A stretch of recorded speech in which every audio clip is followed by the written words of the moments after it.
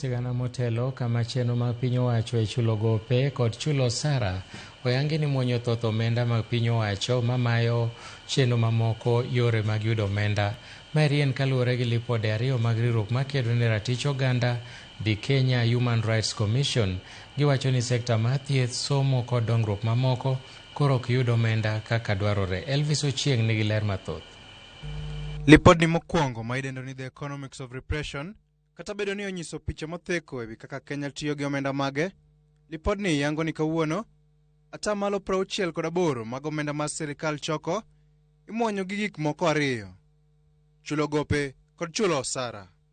It crowds out resources that would have otherwise gone towards development investment, and particularly the social and economic rights under the sectors of focus that we are talking about. That's health, that's education, water and sanitation, food security, and also social protection. Higni ang'wen kende, nyinyo mag hola ma Kenya chulo osemedore koa atamalo 18 nyaka atamalo 25 kama inyodho omenda ma winjo tina jokenya.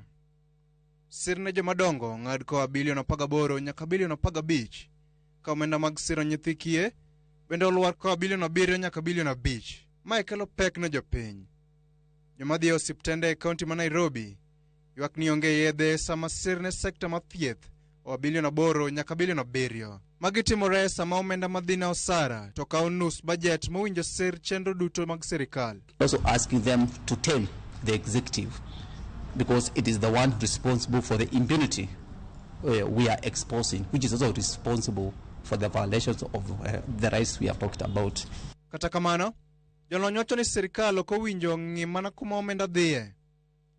Lipot mar ariyo en mar ng'ama omako piny kata Who Owns Kenya, ma bende ng'iyo joma omako lope madongo pachoka e sama atamalo 2 mar jokenya omako mana lope ma inyalo pur. Ka wang'iyo mae matut, atamalo matin ne 1 ma jokenya omako lope madongo maromo atamalo 39 mag lope mipuro ka modong 98 mag jokenya laro puothe modong ma inyalo pur maromo atamalo 46. Of the land that is being owned by the 0.1% of the population is very much idle, and being kept idle, it means that they are doing it for speculation, and unfortunately it's in very prime areas. So we are seeing people who are holding huge chunks of land, and we have Kenyans who do not even own 1/8 of a piece of land. LIPOD KHRC nyiso piny manigi ochumi tieng' ariyo. Achiel mar rito mana joma omeo, kama chielo en maketo usuru mamalo ne mwandu ma ochuno kod osach jopiny ma yutogi ni piny kata bedo ni ok giyud chenro makare madhi gi usuru ma gichulo.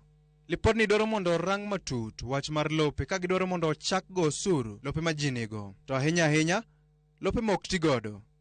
Gino mabiro chuno joma omako lope madongo mondo owegi thuolo. Kamae giwacho ni nyalo medo usuru maromo bilion 125. Chieng' Elvis, Ramogi TV.